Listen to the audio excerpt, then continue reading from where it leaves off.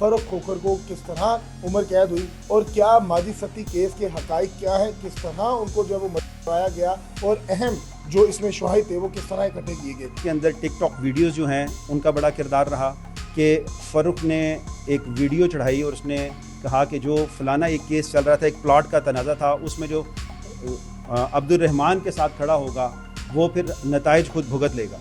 कि माजिद सत्ती जो था वो अब्दुल रहमान के साथ खड़ा हुआ, उसकी अदालतों के अंदर ज़मानतें कराने में उसकी हेल्प आउट किया और फिर उस रंजिश की बिना पर उन्होंने जनाब कराए के कातिल हायर किए और उनको बड़े टेक्निकल अंदाज के अंदर और प्लान मर्डर करवाया 6 रोड के हदूद में। आपने पहले की भी हायरिंग देखी होंगी, जब फरूख खोखर साहब आते होंगे तब का उनकी बॉडी लैंग्वेज और जिस दिन हुक्म हुआ, फैसला हुआ, उस दिन आपने क्या डिफरेंस देखा और क्या उनकी बॉडी लैंग्वेज थी, क्या परेशानी का कोई मामला थी और पुरस्कून थे? कि गवाहों को अदालतों तक नहीं पहुंचने दिया जाता, मुद्दइयों के खिलाफ FIR करवा दी जाती हैं और अपने ही बंदे पेश होकर एक वाले जुर्म कर लेते हैं कि हमने किया। इससे पहले ये वतीरा चलता रहा।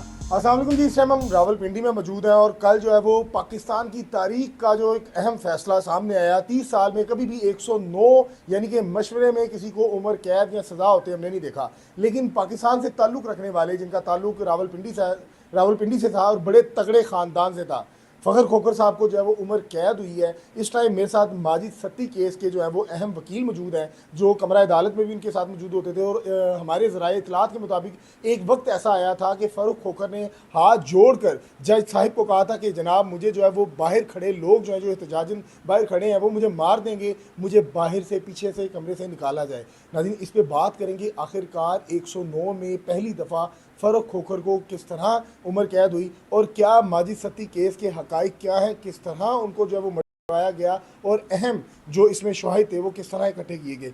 इस टाइम हमारे साथ राजा एहसानुल्लाह खान सत्ती एडवोकेट मौजूद हैं, इनसे बात करेंगे। अस्सलाम वालेकुम सर। वालेकुम अस्सलाम। सर मुझे बताइएगा कि पहली दफ़ा पाकिस्तान की तारीख में अगर बात की जाए तो इससे पहले भुट्टो साहब को 109 में जो है वो सज़ा हुई थी और ये दूसरा केस है जिसमें फ़रूख खोखर जो तगड़े ख़ानदान से ताल्लुक़ रखता है, अगर बात की जाए तो उनका फ़ोन चलता है और उस लड़के को सज़ा करवाना और 109 में उम्र कैद करवाना और ये माजिद सत्ती केस के असल हकाइक क्या थे, क्या मामला थे और अदावत क्या थी, कब से ये केस जो है वो आपके पास आया? बिस्मिल्लाहिर्रहमानिर्रहीम। बहुत शुक्रिया और बड़ा अच्छा सवाल आपने किया केस के हकाइक के हवाले से। फ़रूख खोखर जो मुलज़िम था 109 का, तो 109 का जो हम देखते हैं कि अदालतों के अंदर शहादत ये होती है कि मैं एक जगह से गुज़र रहा था तो मैंने सुना कि फ़लाने 2 बंदे कंस्पायरेसी कर रहे थे कि हम उसको मार देंगे। हम एक जगह पे बैठे हुए थे तो हम होटल पे फ़लाने बंदे कंस्पायरेसी कर रहे थे। अदालत में अगर कोई सबूत दिया जाता है तो उसको साबित किया जाता है। इस वजह से 109 जो है ना वो कभी साबित नहीं हो सका अदालतों के अंदर, उसकी कोई मुस्तनद शातें ना होने की वजह से। हमारा ये जो केस है ये सर्कमस्टांशियल एविडेंस और डायरेक्ट एविडेंस के ऊपर था और इसके अंदर बहुत हालात ऐसे अल्हम्दुलिल्लाह पैदा हुए कि जो 109 है ना उससे भी बेहतर शहादतें अदालत के सामने आई कि अदालत को 109 में सज़ा देने में बड़ी आसानी हुई। जब ये केस शुरू होता है तो इनिशियली FIR के अंदर नामज़द नहीं किया जाता किसी को और ये कहा जाता है कि एक दीगर फरीक जिसके साथ हमारी रंजिश है उसको सब्सिक्वेंटली नामज़द कर दिया जाता है। फिर क्योंकि आपको बताता चलूँ कि इसके अंदर टिकटॉक वीडियोज़ जो हैं उनका बड़ा किरदार रहा कि फ़रूक ने एक वीडियो चढ़ाई और उसने कहा कि जो फलाना एक केस चल रहा था, एक प्लॉट का तनाज़ा था, उसमें जो अब्दुल रहमान के साथ खड़ा होगा वो फिर नताइज खुद भुगत लेगा। ये सारी उसका बैकग्राउंड था और बैकग्राउंड में ये था कि माजिद सत्ती जो था वो अब्दुल रहमान के साथ खड़ा हुआ, उसकी अदालतों के अंदर ज़मानतें कराने में उसकी हेल्प आउट किया और फिर उस रंजिश की बिना पर उन्होंने जनाब कराए के कातिल हायर किए और उनको बड़े टेक्निकल अंदाज के अंदर और प्लान मर्डर करवाया 6 रोड की हदूद में। अच्छा, उनसे गलती कहाँ हुई? जो मशवरा बात की जाती है कि कभी तारीख में जो है वो 109 का मुलजिम जो है वो सज़ा नहीं हुई, लेकिन इनसे फ़रूक से गलती कहाँ हुई जो आपने जो है वो उसको कैच किया और अदालत में एज अ प्रूफ उसको पेश किया? जी, बड़ा अच्छा आपने सवाल पूछा कि गलती कहाँ पे हुई। इन्होंने खुद ही कुछ इनकी तरफ से जो गलतियाँ हैं उनका फ़ायदा प्रोसिक्यूशन को हुआ। सबसे पहले ये वीडियो जब इन्होंने चढ़ाई तो यहाँ से शक इनकी तरफ जा रहा जे के जिसमें इन्होंने थ्रेट किया था कि जो अब्दुल रहमान के साथ टिकटॉक पे वो आज भी वायरल है, वो कोर्ट रिकॉर्ड का हिस्सा भी बनी हुई है कि जो उनके साथ चले अब्दुल रहमान के साथ चलेगा उसका अंजाम बुरा होगा। उसका अंजाम। अच्छा, दूसरा अब दूसरा ये हुआ कि जो मेन शूटर है फरहान, जिसको गवाहों ने वहाँ पर देखा, जो अभी फरार है। जो अभी फरार है, जिसको जानते नहीं थे पहले से। मेन शूटर जो था उसको ये यहाँ से लेकर अपने साथ फ़ारूक होकर जाता है कराची, वकूए के बाद या वकूए पहले? के बाद। अच्छा, अपने साथ लेके जाते जी, अपने साथ वकूआ करने के बाद नेक्स्ट डे इसको लेकर यहाँ से कराची जाते हैं। कराची के बाद ये वहाँ से दुबई फ्लाई कर जाते हैं। और ये जो दोनों के टिकट इशू होते हैं ना, ये एक ही जगह से इशू होते हैं। एक ही बंदा जो हबीबुल्ला नाम का है वो जाके टिकट खरीदता है, और जो टिकट खरीदने वाले और जिनसे टिकट लिया गया उनको भी हमने गवाह एज अदालत में पेश किया। और फिर उसके बाद सोने पे सुहागा ये करते हैं कि ये दुबई जाके अपने टिकटॉक बना देते हैं, और जिसमें ये दोनों फ़ारूक और फरहान, ठीक है, और वो अपलोड कर देते हैं। वो अपलोड करते हैं। जब वो अपलोड करते हैं तो वहाँ पे जो मौके पे गवाहान थे, मुद्दई मुकदमा रजा नासिर और दीगर जो लोग वहाँ पे उस टाइम मौजूद थे, वो इनको पहचान लेते यार, ये हैं। तो वही मुलजिम है जिसने माजिद सती को मारा है। जी, ठीक फिर है। इनकी नामजदगी होती है। अच्छा, वो कोर्ट का हिस्सा बनाएगी वीडियो? जी जी, वो वीडियोस जो हैं इनकी वो कोर्ट का हिस्सा बनाएगी। अच्छा, वीडियो तो एक ज़रूरी नहीं है ना, कोई भी मुलजिम जो है वो अगर अल्लाह ना करे उसने बंदा मारा हुआ है तो वो साथ जा सकता है। इसमें जियो फोरेंसिक का या नंबर का या कन्वर्सेशन का भी अहम किरदार होता है कि क्या उस शख्स का उसके साथ रब्ता था या नहीं था। तो क्या इस हवाले से कोई आपने इसमें एफर्ट की, क्या पुलिस ने आपके साथ मदद की? किस तरह पता चला कि फ़ारूक का ही फरहान के साथ और अब्दुर्रहमान के साथ रब्ता था? जी जी सर, ये बड़ा अच्छा सवाल है, और मुलजमों की तरफ से मौक़िफ़ यही लिया गया फ़ारूक खोकर की तरफ से कि अगर किसी के साथ जाना है और एक जहाज़ में जाया जा सकता है। लेकिन उन दोनों का जब इस पस मंज़र के अंदर कि जब एक बंदा कत्ल होता है और वो मेन मुलज़म यहाँ से फ़रार होता है और फ़ारूक होकर उसके साथ जाता है, और ये प्लानर होता है, ये चीज़ें कैसे सामने आती हैं? एक जगह से टिकट इशू होना, दोनों का बाहर जाना, उस मुलज़म को साथ लेकर फिर उसके साथ टिकटॉक बनाना, ये इनके खिलाफ कनेक्टिव मटेरियल था। और फिर सब्सिक्वेंटली ये होता है कि एक मुलज़म काशिफ है वो गिरफ़्तार होता है, और वो किसी और मुकदमे में किसी और थाने में गिरफ़्तार होता है, और वो आके कहता है कि ये सारा वक़ूआ इस तरीके से हुआ, हमारे साथ ये बंदे थे, इनके ये नंबर है, अमीर हमज़ा, हैदर अली, फ़ारूक होकर, उनके ये नंबर, और ये सारा हमने ये वक़ूआ इस तरीके से किया। और उसके अलावा जो फ़ारूक होकर का जो अपना नंबर था, उनका एक नंबर है, और वो अदालत में ये कहते रहे, जिससे वो मुलज़मों से कनेक्शन में थे। मुलज़मों ने जब वक़ूआ किया, वक़ूए के बाद भी ये सारे वहाँ पे उनके घर जाते हैं, उनके डेरे के ऊपर जाते हैं, और वहाँ से इनसे राब्ते में रहते हैं। इन्होंने उस नंबर को एक बेल स्टेज के ऊपर डिनाई किया, ये मेरा नंबर नहीं है। सब्सिक्वेंटली फिर हमने जो इनके बैंक अकाउंट्स हैं, आईओ ने इन्वेस्टिगेशन करते हुए इनके बैंक अकाउंट्स के मैं जब बैंक में गया और एप्लीकेशन दी, और वहाँ से इनको रिकॉर्ड मिला, तो उसमें जो बैंक में इनका नंबर था वो वही नंबर था जिनसे मुलजमान से राब्ते के अंदर थे। जी, वो एप्लीकेशन देके फिर उसने ये करने की कोशिश की, फ़ारूक ने उस एविडेंस को ख़त्म करने के लिए, कि एप्लीकेशन बैंक में दे दी कि मेरे ये नंबर को चेंज कर दिया जाए। During the pendency of the trial उसने ये काम कर दिया। वो एप्लीकेशन भी रिकॉर्ड का हिस्सा बन गई, वो उस एप्लीकेशन को भी बनाया जो उनके लिए वबाले जान बन। जी, फिर जो मुलजमान सारों से रब्ता था वो इसी नंबर से था, और ये सारे जो एविडेंस थे ये उसकी गर्दन तक पहुंचते थे 109। देखिए 109 के अंदर बेसिकली ये होता है कि आपने कंस्पेरेसी कैसे की है, अबैटमेंट कैसे की है, और तीसरा उसके अंदर होता है एड कैसे की है।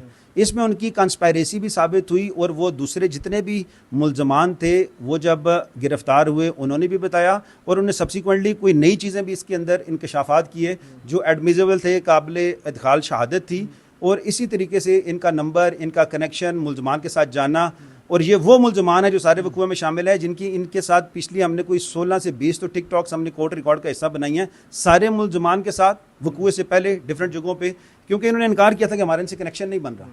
तो इन सारे मुलजमान के साथ डिफरेंट जगहों के ऊपर अमीर हमज़ा, हैदर अली, फरहान, मुख्तलिफ टिकटॉक्स पहले भी मौजूद थी इनकी, और सब्सिक्वेंटली फिर इनको इस सारे एविडेंस के साथ इस केस के अंदर कनेक्ट किया गया, और अल्लाह ताला ने खुसूसी मदद की कि हर जो सबूत है वो सामने आता रहा। और इनके अपने जो 2 बंदे थे जिनकी इन्होंने बाद में ज़मानतें भी लगाई, जो इसके साथ 2 बंदे सज़ा हुए हैं, अमीर हमज़ा और हैदर अली, वो कोर्ट के पास आते हैं और बेल स्टेज के ऊपर कोर्ट को कहते हैं कि ये जनाब हमें मरवा देंगे, हमारे ख़ानदान को ख़तरा है, और ये फ़ारूक होकर ने करवाया। अपने ही बंदे उनके, जी, अपने बंदे कोर्ट के अंदर।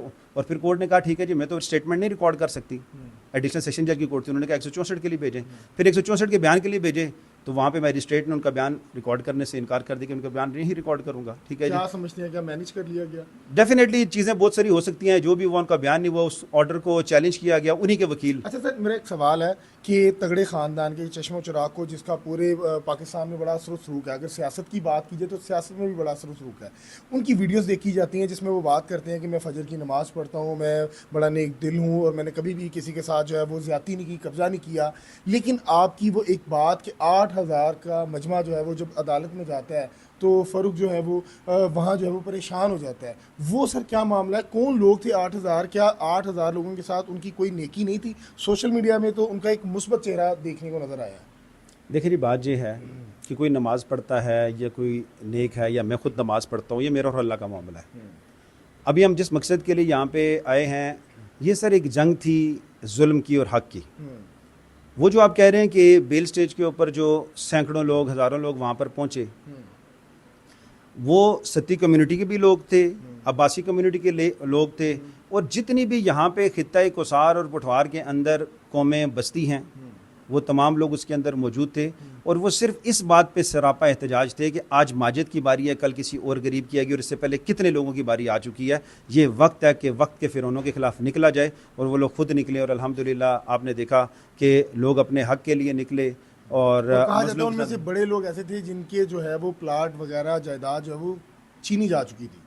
जी, उनमें वो लोग थे, लेकिन वो लोग कम थे। लेकिन जिन लोगों का इंटरव्यूज़ हुए जो बाद में आए, तो अक्सर लोगों ने ये बात भी कही कि हम कहाँ से चलते हैं जनाब, अलीपुर इस्लामाबाद से चलते हैं, हम रवात से चलते हैं, हमारे पास किराए के पैसे भी नहीं थे, हम किसी से लिफ्ट लेकर आए, कोई मोटरसाइकिल पे बैठ कर आए, कोई कहते हैं कि हमें किसी ने कहीं उतारा, वहाँ से हम पैदल चल के आए, सिर्फ इसलिए कि कल अल्लाह के सामने जब पेश होंगे तो हमारा एहतजाज रिकॉर्ड होगा कि इस शहर के अंदर जब एक जुल्म हुआ, बर्बरियत हुई, जिस शख्स का कोई कसूर नहीं था उसको मारा गया, और हम वहाँ पे जाके इस एहतजाज में शरीक होंगे और माजिद सत्ती की फैमिली से यकजहती करेंगे कि हम लोग आपके साथ हैं, आपको किसी माफिया से डरने की ज़रूरत नहीं। सर आखिरी सवाल मेरा है कि आपने ये केस 4 साल जो है वो लड़ा, आपने पहले की भी हायरिंग देखी होंगी, जब फ़ारूक खोखर साहब आते होंगे तब का उनकी बॉडी लैंग्वेज, और जिस दिन हुक्म हुआ, फैसला हुआ, उस दिन आपने क्या डिफरेंस देखा, और क्या उनकी बॉडी लैंग्वेज थी, क्या परेशानी का कोई मामला थी, और पुरस्कून थे? अब देखें जी, बॉडी लैंग्वेज तो अब हमको एक्सपर्ट नहीं कि हम बॉडी लैंग्वेज का बता सकें। देखें उसमें इस तरह है कि बात ये है कि जिन बंदों ने जुर्म करना होता है ना, उनकी बॉडी लैंग्वेज में कोई फ़र्क नहीं आता। देखें बात ये है कि अगर मैंने किसी को कत्ल करना है या करवाना है, तो जब मैं अल्लाह से नहीं डरता तो मैं लोगों से क्या डरूंगा, या मैं जेलों से क्या डरूंगा? तब इंसान की देखें बात ये है कि जिस बंदे के पास सारे वसाइल हों और उसने अपनी तरफ से हर कोशिश कर ली हो, और उसने सारी चीज़ें मैनेज भी करने वो जानते हों, और दुनियावी एतबार से भी वसाइल हों और चीज़ें नज़र आ रही हों, और फिर वो अपने बयान भी दें कि हम जनाब इसके अंदर बरी हो जाएंगे, तो फिर ये है कि अल्लाह की मदद जो आती है ना, फिर अल्लाह की मदद से अल्हम्दुलिल्लाह, और मज़लूमों की जो है जनाब वो दुआ है और फरियाद थी, और उसके जो यतीम बच्चे हैं अल्हम्दुलिल्लाह उनकी दुआ की वजह से ये बंदा अपने कैफरे किरदार तक पहुँचा। और देखें ये जो केस है, मैं ये कहता हूँ कि ये वाकई पाकिस्तान की हिस्ट्री का यूनिक केस है, जिसमें 109 में से सज़ा हुई, और इसके अंदर शहादतों का जो हमने एक सीक्वेंस बना के अल्हम्दुलिल्लाह कोर्ट के सामने पेश किया, कोर्ट ने उससे इत्तफाक़ किया। ये इनका कोई पहला 14 FIRs तो हमने कोर्ट के अंदर एग्जिबिट करवाई जो इनकी थी।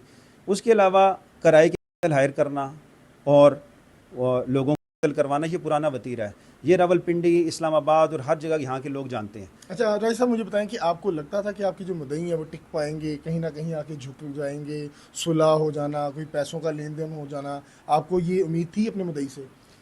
जी, हमें सबसे पहले ये आपको बात बताता चलूँ कि इनके ख़िलाफ़ ये इसमें कोई शक नहीं है कि गवाहों को अदालतों तक नहीं पहुँचने दिया जाता, मुद्दइयों के ख़िलाफ़ FIRें करवा दी जाती हैं, और अपने ही बंदे पेश होकर एक वाले जुर्म कर लेते हैं कि हमने किया। इससे पहले ये वतीरा चलता रहा, लेकिन मैं मुद्दई के अज़म हौसले को खिराज तहसीन उनके जी डेफिनेटली खिराज तहसीन पेश करूँगा कि उन्होंने जो पहले दिन कमिटमेंट की अपने खित्ते के कोसार के लोगों के साथ, अपनी बरादरी के साथ, अपने ख़ानदान के साथ, कि मैं ये कमिटमेंट करूँगा, मुझे अपनी जान की परवाह नहीं, मुझे डर है तो सिर्फ अल्लाह की ज़ात का डर है, और मैं खड़ा हूँगा। जब उन्होंने ये स्टैंड ले लिया तो हमें भी ये बात का यकीन था कि ये इंशाल्लाह चलेंगे। फिर वो कहते हैं कि अकेला ही निकला था जानिब मंजिल, लोग मिलते गए, कारवां बनता गया। फिर वो उन्होंने स्टैंड लिया अल्हम्दुलिल्लाह। फिर ये कोसार पुठवार इत्तेहाद, ये सारी अल्हम्दुलिल्लाह एक पूरी टीम थी, और बड़े अच्छे तरीके से इसमें राय सैनी साहब का किरदार, उमर सती साहब का किरदार, और दीगर जितने भी हमारे इलाके के लोग हैं उनका इसके अंदर किरदार, अगर मैं नाम लेना शुरू करूँ तो बहुत काफ़ी टाइम लग जाएगा। उन्होंने ये कोसार पुठवार इत्तेहाद को लीड करते हुए एक मज़लूम का साथ दिया, जो कि एक गैर सियासी प्लेटफॉर्म है।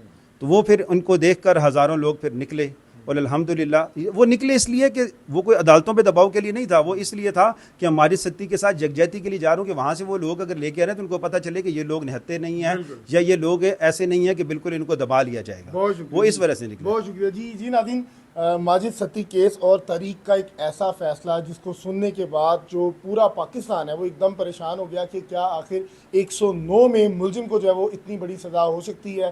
तो अदलिया ने जो है वो बिल्कुल मेरिट पे काम किया और उनकी लीगल टीम ने जो है वो बिल्कुल एफर्ट की और मुद्दई का अपने कदमों पे मुस्बत रहना और अपने फ़ैसलों पे अटल रहना।